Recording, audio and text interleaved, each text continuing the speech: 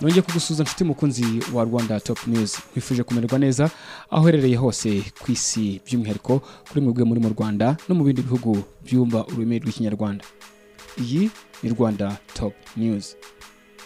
Ni nyuma yuko tukugejejeho inkuru ivugwa ibijyanye n'itabwa muri yombi ry'umuhanzi Nsengiyumva François uzi nka Gisupusupu, wamenyekanye mu ndirimbo zitandukanye zirimo Maria Jeanne, Icange n'izindi nyinshi zakunzwe. Uyu muhanzi yaramaze kugeza ku bakunzi be.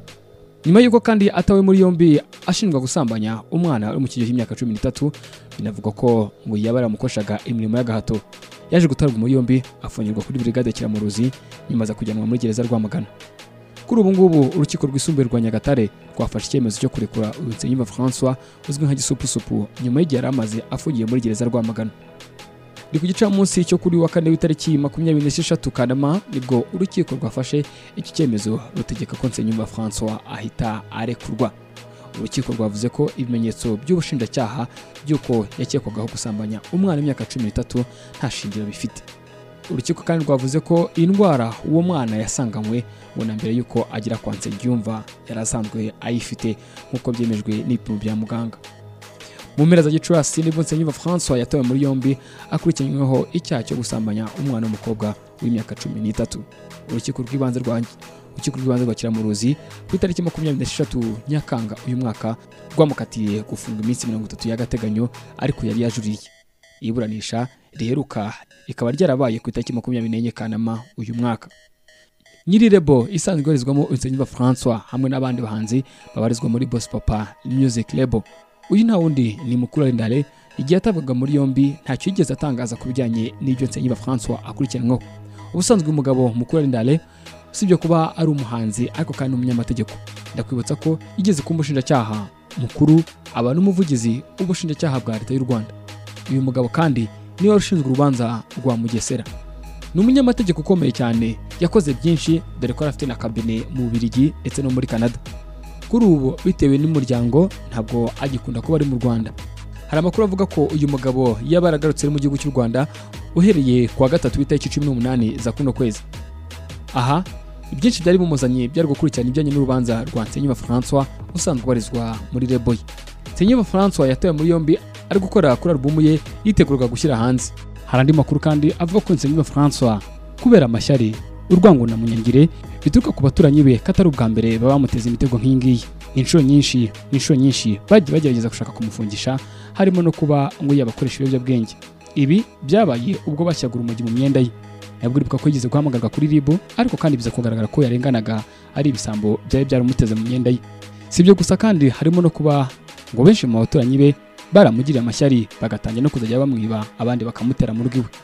Nyamara kandi ibyo byose ngo nibyo byatumye banamutega n'umwana w'umukobwa, dore ko bivugwa ko uyu mwana w'umukobwa mbere ko bavuga ko yamuhohoteye yaramaze iminsi 2 aho mu rugo. Ibi nabyo byabara agakino bisa nkaho bamupangiye bakamutega uyu mwana w'umukobwa.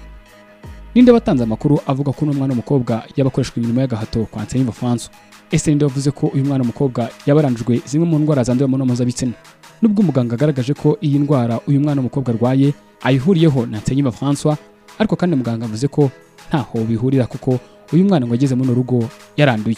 Mu rukiko ntibyeze berura ngo bavuge indwara abo bombi bahuriyeho, ariko kandi muganga avuga ko mu minsi 2 umuntu akoreshwa imibonano mpuzabitsina iyi ndwara ataba amaze kuyandura ngo agaragaze ibimenyetso nk'ibiri kuri uno mwana w'umukobwa. Aha niho bananzuye bumva icyungana amategeko Nsengiyumva François yabasabaga yo kurekura umukiriya we. Hari andi makuru ya bucece avuga ko Nsengiyumva François na mbere ko ingibi biba hari gahunda yo kumwimura akamukurakira mu ruzi bakajya kumutuza mu karere ka Rulindo mu nzu yubakiwe na Mukuru Ndale, ariko kandi kibitashyirwa mu itangazamakuru. Ese ngiye ariyo mpamvu nyamukuru nigiye gutuma Mukuru Ndale yimura Nsengiyumva François akajya kumutuza aho yari yaramwemereye i Rulindo, aho uyu nguyu Mukuru Ndale ubusanzwe anakomoka.